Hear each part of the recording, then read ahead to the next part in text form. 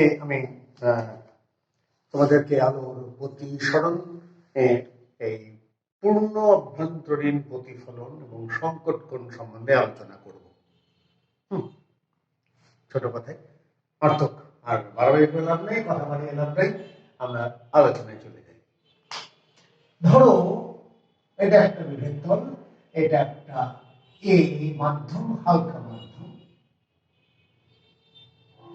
আর B একটা ঘন মাধ্যম। ঘন মাধ্যম থেকে একটু বড় করে নিয়ে এটা লাগবে কাজে। ঘন মাধ্যমের মধ্যে একটা আলো আছে বা আলো উৎস আছে। এটা যদি সোজাসুজি যায় তাহলে অভিলম্ব বরাবর চলে যাবে, একেবারে আমরা বলি অভিলম্ব আপাতন।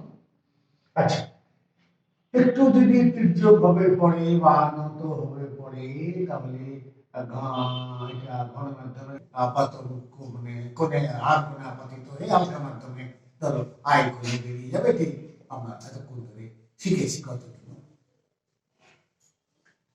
কোনটা যদি আরো বড় কোণে আপাতিত হয় অভিলম্বের সাথে, আরো বড় কোণ করে শিখছি, নিঃসন্দেহে আরো এরকম অভিলম্বের দিকে বেঁকে যাবে। আচ্ছা, এমন হতে পারে নাকি যে এমন কোণে আপাতিত হলো যে আলোক রশ্মি আর বিন্দুমাত্র হালকা মাধ্যমে না গিয়ে এই বিভেদ তল দ্বারা গমন করবে, অর্থাৎ সে 90 ডিগ্রি কোণ উৎপন্ন করলো অভিলম্বের সাথে। ঘন মাধ্যমে এই কোণটাকে আমরা বলি সংকট কোণ, থিটা সি দিয়ে লেখা হয়, যখন আলোক রশ্মি বিভেদ তল দিয়ে গমন করে। আমি এই কোণটাকে সংকট কোণ বলে, আমি কিন্তু সংকট কোণের সংজ্ঞা এখনো দিইনি। সংজ্ঞা দেব, একটু জটিলতা আছে কিছু ব্যাপারে, ওই জন্য আমি দিচ্ছি না।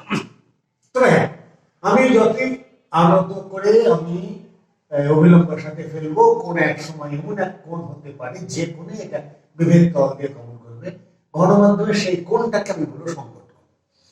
সংজ্ঞা হলো এরকম, যে সংজ্ঞা দিতে পারছি না কেন আগে জেনে নিই, যে এই দুই মাধ্যম পরিবর্তন হলে, মাধ্যম পরিবর্তন হলে প্রতিসরাঙ্ক পরিবর্তন হয়। প্রতিসরাঙ্ক পরিবর্তন হলে আমার থিটা কোণটা পরিবর্তন হয়। এক, দুই, আমরা এর আগে গত এপিসোডে দেখেছি যে আলোকের বর্ণ পরিবর্তন হলেও প্রতিসরাঙ্ক পরিবর্তিত হয়। প্রতিসরাঙ্ক পরিবর্তন হলেও আবার সংকট কোণ পরিবর্তন হবে।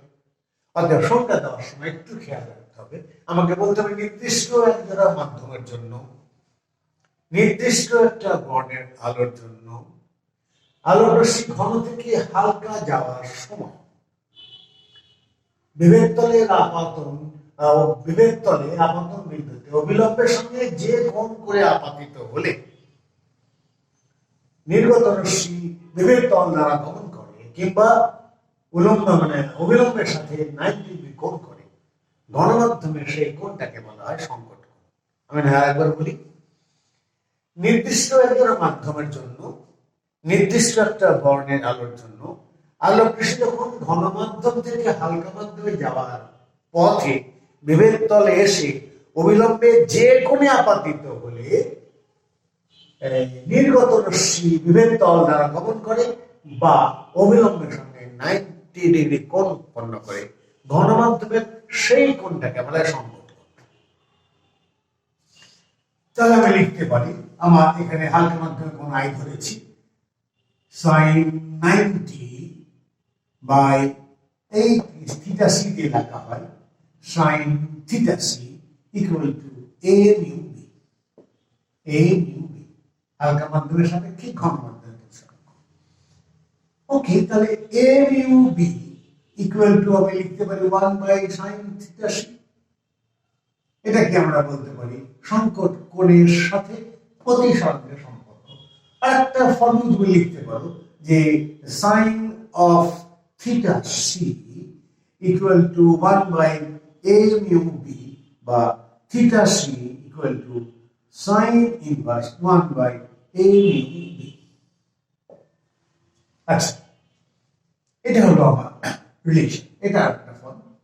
যদি সংকট কোণ বের করতে চাও এভাবে সংকট কোণ থাকলে প্রতিসরাঙ্ক বের করতে চাও এভাবে। আচ্ছা, আমরা তো কাছের প্রতিসরাঙ্ক জানি, এ মিউ বি সমান জানি 1.5, তাহলে সংকট কোণ কত হবে? Theta C equal to sine inverse 1/1.5 সমান কত? Inverse sine bracket 1/1.5 bracket equal to 41.8 41.8। Okay, এত ডিগ্রি। এত কোণে ঘন কাছে আপাতিত হলে বাতাসে এসে নির্গত রশ্মি অবিলম্বের সঙ্গে সমকোণে যাবে কাচের জন্য। আচ্ছা, পানির জন্য কত আমরা জানি, A mu W W equal to 4/3 বা 1.3 যেটা খুশি। তাহলে থিটা সি ফর ওয়াটার পানির জন্য sign inverse 1/1.33 that's equal to কত আসছে? Sign inverse bracket 1/1.33 bracket close equal to 48.75 মানে 48.8 48 পয়েন্ট, আচ্ছা লিখি 75 এটা হলো পানির সম্পর্ক। পরিষ্কার? আচ্ছা, এটা যদি বলে আমাকে যে ঠিক আছে আমার এখানে কাঁচ আছে আর এখানে পানি আছে, পানি আছে কাঁচ আছে, কাঁচ আছে, আমার সংকট কোণ কত হবে? এই কোণটা কত হবে? ওকে, পানির সাপেক্ষে কাঁচের প্রতিসরাঙ্ক আগে এটা বের করে নিই। পানির সাপেক্ষে কাঁচের প্রতিসরাঙ্ক W mu G equal to আমরা জানি A mu G by A mu W সমান 3/2 divided by 4/3 equal to 3 into 3/2 into 4 equal to 9/8। তাহলে theta C equal to sine inverse উল্টে দাও 8/9 তাহলে থিটা সি সমান কত হলো? থিটা সি সমান হচ্ছে sign inverse first bracket 8/9 bracket close equal to আসছে 62.734 62.734 ডিগ্রি।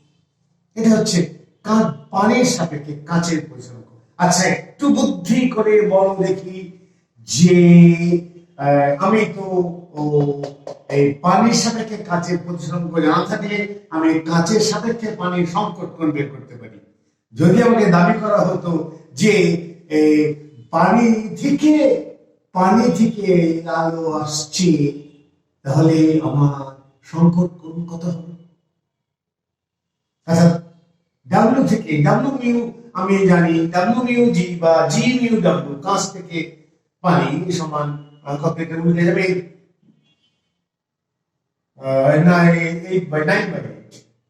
8/9 উল্টে গেলে 8/8। ওকে, তাহলে আমার সংকট কোণ কত হবে? সমস্যাটা কি খুব কঠিন হচ্ছে? প্রথমে একটা ট্রিক্স দেখো, আমাকে নিতে হবে কিন্তু দেখো theta C equal to sine inverse 1/8/9 মানে 9/8। আচ্ছা, it is greater than 1। থিটার মান বের করা সম্ভব নয়, সাইনের মান সর্বোচ্চ হচ্ছে 1, বাট 9/8 is greater than 1। অতএব থিটার মান বেরোবে না। কেন বেরোলো না? বেরোলো না এই কারণে আলোক রশ্মি কখনোই হালকা মাধ্যম থেকে ঘন মাধ্যমে এসে অবিলম্বে দিয়ে যেতে পারে না, কেননা ঘন মাধ্যমে কোণ ছোট। অতএব আমি যদি অবিলম্বে দিয়ে বরাবর বিভেদ তল দিয়ে পাঠায় কোন আলোকে, সে সংকট কোণে প্রতিফলিত হবে। কিন্তু কোন অবস্থায় কোন কোণের জন্যই হালকা মাধ্যম থেকে আলোক রশ্মি বিভেদ তল দিয়ে গমন করতে পারে না ঘন মাধ্যমে এসে। সেদিনই বলা হয়েছিল ঘন মাধ্যম থেকে হালকা মাধ্যমে যাওয়ার পথে বিভেদ তলে অবিলম্বের সাথে যে কোণ করে আপাতিত হলে। কোথা থেকে আপাতিত হতে হবে? ঘন থেকে হালকায়। পরিষ্কার? আচ্ছা ঠিক আছে, আমরা অনেক কিছু শিখে নিলাম এখানে, আর দরকার নেই, অনেক সময় নষ্ট হয়ে গেছে তোমাদের। আর একটু কথা বলবো এখানে। এর চেয়ে যদি বড় কোণ করে পড়ে তাহলে কি হবে? নিঃসন্দেহে আলোক রশ্মি হালকা মাধ্যমে যাওয়ার কোনো প্রশ্নই উঠে না। অতএব আমার এই তল দ্বারা সেই প্রতিফলিত হয়ে ফিরে আসবে, এবং ফিরে আসলে প্রতিফলনের শর্ত অনুসারেই ফিরে আসবে। অর্থাৎ এই কোণটা আই হলে, এই কোণটা আর হলে, কোণ আই করবে কোণ আর, এই শর্তে ফিরে আসবে।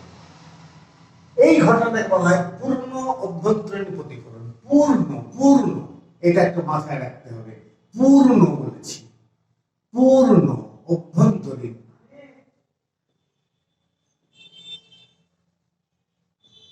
প্রতিফলন।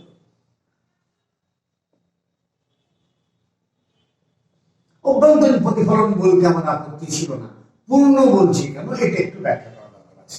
আচ্ছা, আগে পূর্ণ বদলে সংখ্যাটা দিয়ে নি, পরে পূর্ণ কথাটা বলবো। হ্যাঁ, আচ্ছা, আমি বলতে পারি যে কি বলতে হবে বই ভাষায়, কি নির্দিষ্ট একজনের মাধ্যমের জন্য, নির্দিষ্ট একটা বর্ণের আলোর জন্য আলোক সেই ঘন মাধ্যম থেকে হালকা মাধ্যমে যাওয়ার পথে বিভেদ তলে এসে যদি অবিলম্বের সাথে সংকট কোণের চেয়ে বড় কোণে আপাতিত হয়, তাহলে আলোক রশ্মি বিন্দুমাত্র হালকা মাধ্যমে না দিয়ে বিভেদ তল দ্বারা সম্পূর্ণরূপে প্রতিফলিত হয়। ঘন মাধ্যমের এই ঘটনাটাকে বলা হয় পূর্ণ অভ্যন্তরীণ প্রতিফলন। এখন বলি পূর্ণ কেন বলা হচ্ছে? আলোক রশ্মি যখন কোন এক মাধ্যম থেকে আরেক মাধ্যমে আসে, এসে দ্বিতীয় মাধ্যমে যায়, তখন তিনটে ঘটনা ঘটে। এক হলো এই বিভেদ তলে এসে ঘন মাধ্যমে বা আরেক মাধ্যমে যাওয়ার সময় কিছু আলো শোষিত হয়, শক্তি ক্ষয় হয়, শোষিত হয়। মোট শক্তির কিছু অংশ শোষিত হয়ে যায়, কিছু অংশ প্রতিফলিত হয়ে যায়, কিছু অংশ প্রতিসরিত হয়। কয়টা অংশে ভাগ হয়? একটা ভাগ হয় শোষিত হয়, আরেকটা হলো প্রতিফলিত হয়, আরেকটা হলো প্রতিসরিত হয়। আমাদের প্রতিফলনের ক্ষেত্রে আমরা দেখি কিছু অংশ প্রতিসরিত হয়ে গেল, কিছু অংশ প্রতিফলিত হলো।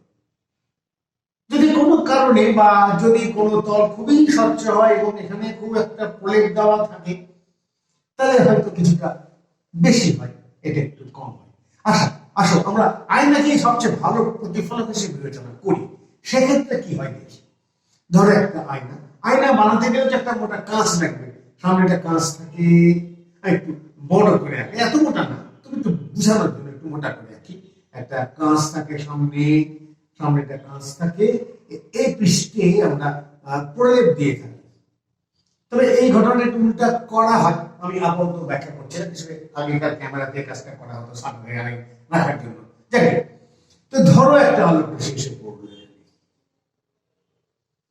আপাতিত হলো, এটা বায়ু, এটা কাঁচ, এই তলে এসে সে কিছু অংশ প্রতিফলিত হবে প্রতিফলনের সূত্র অনুসারে, কিছু অংশ প্রতিসরিত হবে, কিছু অংশ এখানে শোষিত হবে মাধ্যম দ্বারা। এখান থেকে এসে প্রতিফলিত হলো এটা, এখানে এসে কিছু অংশ প্রতিফলিত হলো, কিছু অংশ প্রতিসরিত হলো, আবার এই আসলো, আবার কিছু অংশ প্রতিসরিত হলো, কিছু অংশ, এরকম বেশ কয়েকবার এই ঘটনাগুলো ঘটতে ঘটতে আস্তে আস্তে আস্তে আস্তে আস্তে আস্তে নাই। আমরা মূলত এইখানেই আমরা মুখ দেখি, এটাই সবচেয়ে বেশি উজ্জ্বল বলে মনে হয়। তার মানে কি এটা নাই? তার মানে কি এখানে এসে প্রতিসরিত হয়নি বা প্রতিফলিত হয়নি বা শোষিত হয়নি? তাহলে কিছু একটা অংশ এখানে গেছে বা প্রতিফলিত এবং শোষিত হয়ে গেছে, আমরা এটাকে মুখ দেখি। তুমি মনে করো এরকম তুমি দেখতে চাও না, এগুলো বাসায় গিয়ে গ্যাসের টেবিলের পাশে গিয়ে একেবারে কানের মানে কাঁচের লেভেলে একটা চোখ এমনি করে রেখে দেবে, দিয়ে এরকম করে বুড়াঙ্গুল রাখবে উপরে, দিয়ে এই চোখটা বন্ধ করে দেবে, এই চোখটা খোলা রাখবে, দেখবে অনেকগুলো অনেকগুলো প্রতিবিম্ব হয়েছে, উপরে একটা, তারপরে তোমাদের আঙুলের মতো মোটা সোটা একটা অরিজিনাল প্রতিবিম্ব, তারপরে অনেক ঝাপসা, 3-4টা ঝাপসা ছিল, নাই হয়ে গেছে। মানে অর্থাৎ অনেকগুলো প্রতিফলন ঘটে। আমরা খাড়াখাড়ি দেখি তো বুঝতে পারি না, একটা চার চারটে দেখে থাকে, কাজ করে দেখলে তখন অনেকগুলো দেখা যায়। তাহলে কি আমি সম্পূর্ণটা কি এখানে আসছে? আমি কি সম্পূর্ণ আলো আমার মুখ থেকে বা উৎস থেকে যে আলো এসেছিল সেটা সম্পূর্ণ কি এসছে? আসে। কিন্তু এখানে যেহেতু হালকা মাধ্যমে যাচ্ছে না, সেহেতু শোষিত হওয়ার প্রশ্ন নয়। হালকা মাধ্যমে যাচ্ছে না মানে প্রতিশোধিত হওয়ার প্রশ্ন নয়, শুধুমাত্র প্রতিফলন হয়েছে। অতএব যে পরিমাণ শক্তি আলো বহন করে নিয়ে এসছে সেই আলোটাই এখানে ফিরে পেয়েছি। এই জন্য বলা হয় পূর্ণ অভ্যন্তরীণ প্রতিফলন।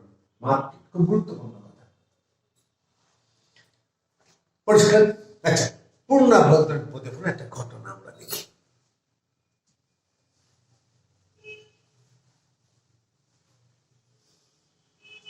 মাছের কপালে কি ঘটে দেখবো আমরা।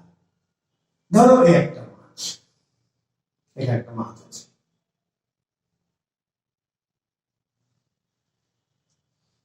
সে ধরো এভাবে তাকালে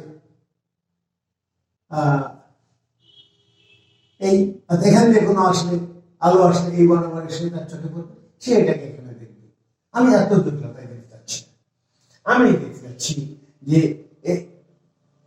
এই বরাবর আলো, যেটা এই বরাবর আলো এসছে সেটা সে এইভাবে দেখতে পাচ্ছে, মানে এই কোণটা আমার সংকট কোণ, ঠিক আছে?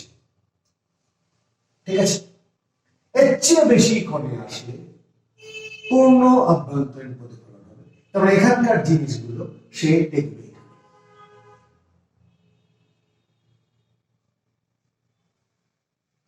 আচ্ছা, অনুরূপভাবে একই কথা বলতে চাচ্ছি আমি,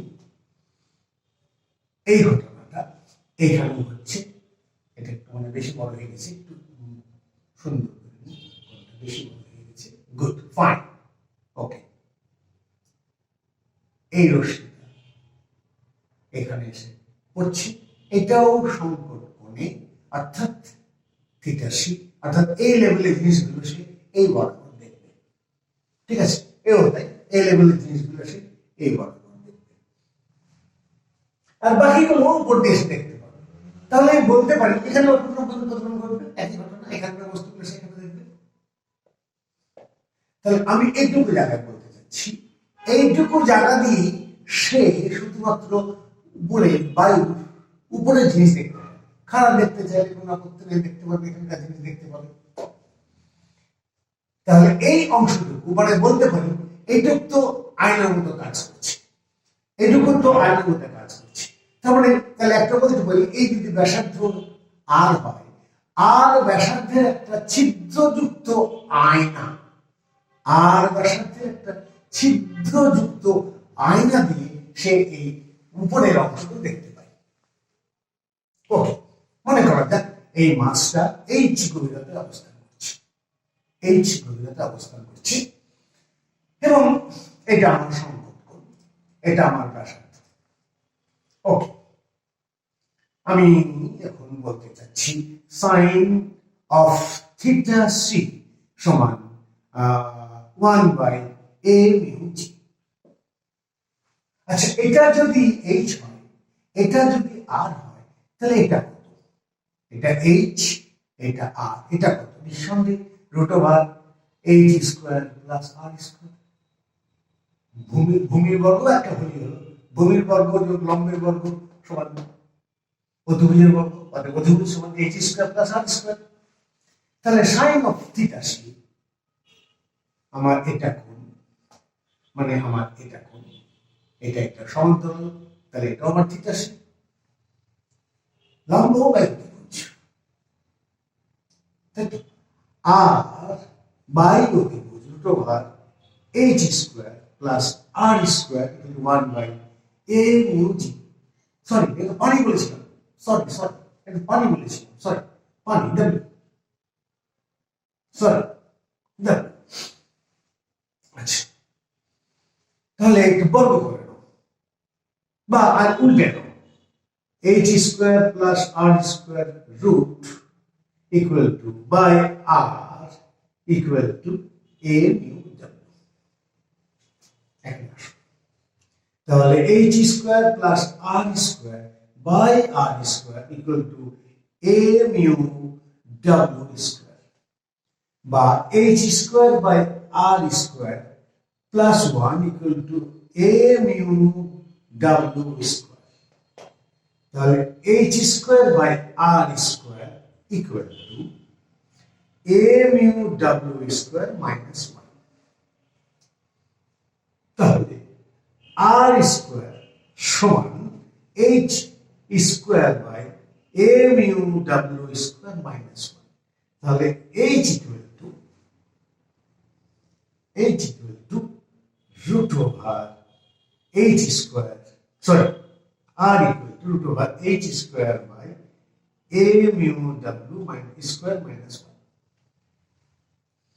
এই ব্যাসার্ধে একটা ছিদ্র দিয়ে সে দেখবে, বাট রিমেম্বার আমার a mu w is a constant, a mu w is a constant, minus 1 is a constant। অতএব আমি বলতে পারি যে h r সমানুপাতিক root over h square মানে r সমানুপাতিক h।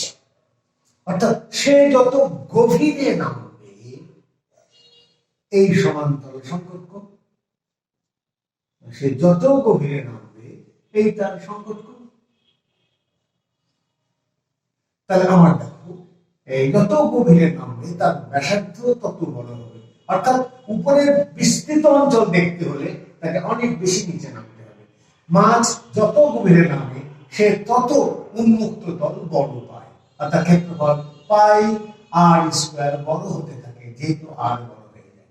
অর্থাৎ বেশি বিস্তৃত অঞ্চল ধরে মাছকে দেখতে হলে তাকে বেশি গভীরে নামতে হবে এবং কতভাবে নামতে হবে এই h সেখান থেকে পেয়ে যাবে, বা কত ব্যাসার্ধের পাবে সে যত নিচে নামবে তত।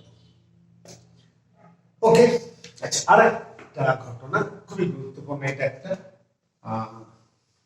মজার। মাছ কেমন দেখে, আসলে মাছ না, এবার আসলে একজন ডুবুরিও তো নিচে নামে, জলের তলে কত কি দেখে, সমুদ্রের তলে নামে, ওরও কিন্তু কপালে একই ঘটনাই ঘটে।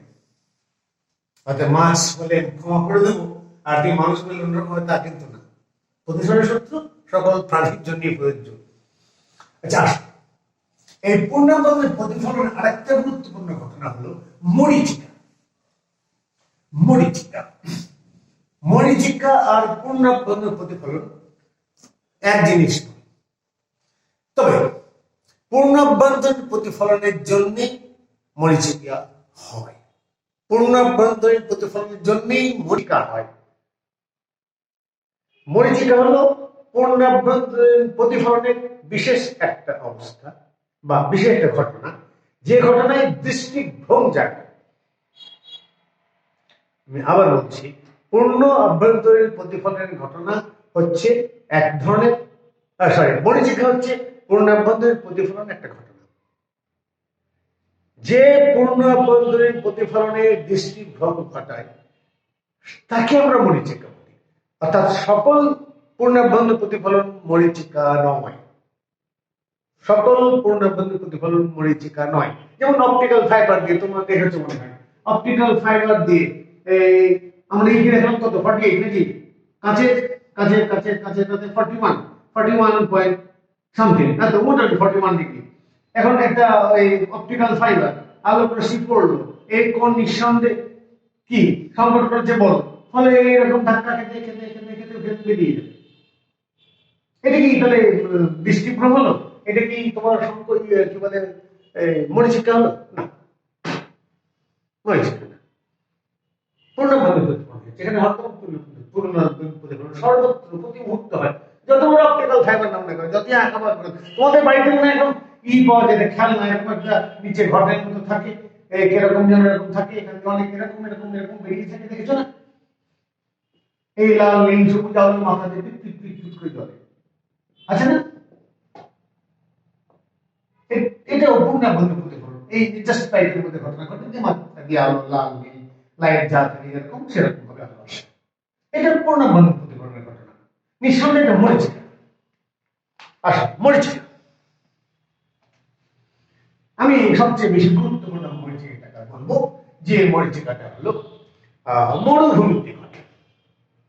মরুভূমির মরীচিকাটা হচ্ছে বেস্ট এক্সাম্পল। মানে মরুভূমির ঘটনাটা কি, মরুভূমিতে যেমন নিঃসন্দেহে বালু এবং সূর্যের তাপে বালু উত্তপ্ত হয়। বাতাস কিন্তু সরাসরি সূর্য থেকে তাপ গ্রহণ করে না, বায়ুর তাপ উপরে। বায়ু উত্তপ্ত বস্তুর সংস্পর্শে এসে তাপ গ্রহণ করে। অর্থাৎ এই বালিগুলো গরম, এই বালি গরমের সাথে সে তাপ সংস্পর্শে তাপ গরম হয়, উত্তপ্ত হয়, গরম হয়, উপরে ওঠে। সুতরাং যত উপরে উঠে তত ঠান্ডা। অর্থাৎ আমি এটা কাল্পনিক তল কল্পনা করছি, লেয়ার কল্পনা করছি, এটার চেয়ে এটা ঠান্ডা, তার চেয়ে একটু ঠান্ডা, তার চেয়ে একটু ঠান্ডা, কিন্তু নিঃসন্দেহে এরকম কোনো ডিমার্কেশন বা বিভেদতল নাই, এত ডিস্ট্রিক্ট বিভেদতল নাই। আমি এটা একটু একটা কথা বলি। তুমি এক কাজ করো, রান্নাঘরে যাও, রান্না করা অবস্থায় মা যখন রান্না করছেন তখন তুমি ঘরে যাও, দিয়ে মার পিছনে চুপচাপ দাঁড়িয়ে থাকো। যখন তোমার মা ভাতের হাঁড়ি উনুন থেকে নামিয়ে রাখলেন, তখন তুমি উনুনের সামনে থেকে উনুনের পিছনের জানলা বা অন্য কিছু দেখতে থাকো, ঠিক যেখান দিয়ে আগুন তার অপোজিটে।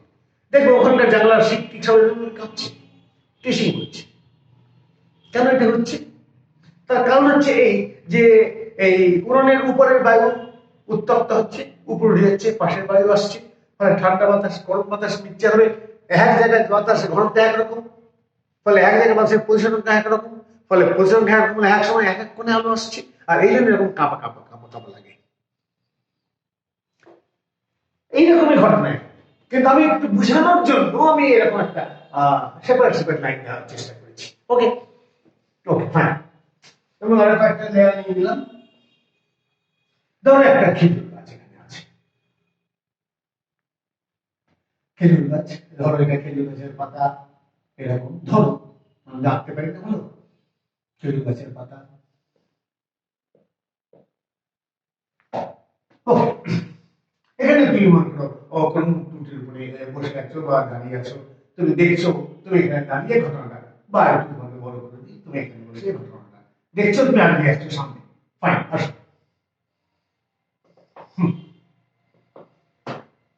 এমনি তুমি দেখতে পাচ্ছ নিঃসন্দেহে, যেমন অনেক পিছন থেকে তুমি দেখতে পাও ওপারের জিনিস, এরকম তুমি দেখতে পাচ্ছ, এটা নিয়ে কোনো আপত্তি নেই। এখন মনে করো একটা আলো রশ্মি এই বরাবর আসছে, এই একটা লোহের তল, এটা থেকে ঘন থেকে হালকা আসছে, একটু বেশি দূরে সরে যাবে, আর একটু দূরে সরে যাবে, আর একটু দূরে সরে যাবে, আর একটু দূরে সরে যাবে, এবং ধরো এখানে এসে যে কোণে পড়লো সেটা সংকট কোণে যে বড় হয়ে গেছে, তাহলে এই দল দ্বারা একেবারে প্রতিফলিত হবে, আবার ঘন মাধ্যমে যাবে, তার চোখে এসে বড় করবে। আমি আবার বলি, আমাদের এখানে কিন্তু ভাঁজ ভাঁজ, হ্যাঁ, এটা যেরকম কন্টিনিউয়াস লাইন, কন্টিনিউয়াস লাইন আমি তোমাকে বোঝানোর জন্য আমি একটু এরকম করে রেখেছি, কেননা এটা কোনো ডিস্টিংশন মার্ক লাইন নাই, মানে এরকম কোনো লাইন নাই, সব জায়গাতেই বাঁকছে, বাঁকতে বাঁকতে যে অঞ্চলে এসে পূর্ণবন্ধের প্রতিফলন হয়ে গেছে, সেখান থেকে তোমার চোখে এসে পড়ছে।